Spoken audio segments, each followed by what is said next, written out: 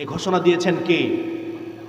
আল্লাহ রাব্বুল আলামিন নিজে বলেন, ইয়া আইয়ুহাল্লাযীনা আমানু তুবু ইলাল্লাহ, ইয়া আইয়ুহাল্লাযীনা আমানু তুবু ইলাল্লাহ, হে ঈমানদার আমি আল্লাহর কাছে তওবা করো। কার কাছে তওবা করবে? আল্লাহর কাছে তওবা করো। কেমন তওবা করবে? এরপরে তাবারক ওয়া তাআলা রব্বুল আলামিন বলেন, তুবু ইলাল্লাহি তাওবাতান নাসুহা, খালেস তওবা করো। কি তওবা করতে বলেছেন? এজন্য বলেন কি তওবা করতে বলেছেন? খালেস তওবা করতে বলেছেন। এ দোস্ত আবাব, খালেস তওবা কাকে বলে? ভালো করে বুঝেন।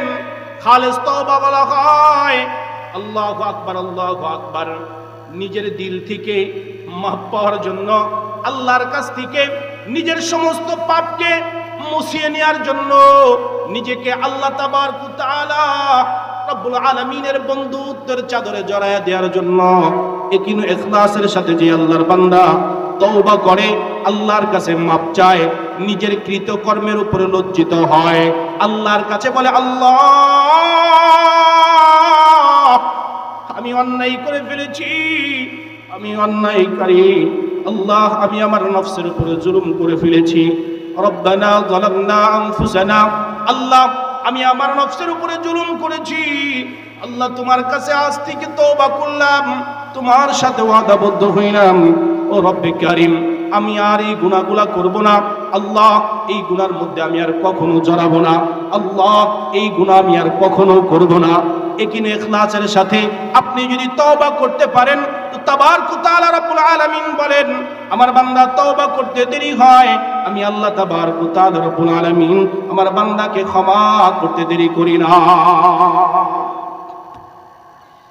কিন্তু সমস্যা হলো অন্য জায়গায়, সমস্যা হলো অন্য জায়গায়, বড় মারাত্মক সমস্যা। সেটা হলো এই যে আজকে সমাজের মধ্যে আমরা যারা তওবা করি, আজকে যারা আল্লাহ তাবারক ওয়া তাআলা রব্বুল আলামিনের কাছে মাপ চাই, বরং মাপ চাই না, আল্লাহ তাবারক ওয়া তাআলা রব্বুল আলামিনের সাথে আমরা ঠাট্টা করি। কি করি ভাই? কি করি? আরে ঠাট্টা করি, মস্করা করি। কেমন? মিলায়া নেন। আরে বয়ান শুনতে আসছে, মসজিদের মেম্বারে বয়ান হচ্ছে, আল্লাহর বান্দা তখন বলে, রব আমাকে তুমি মাফ কইরা দাও, আর করব না এই গুনাহ, আর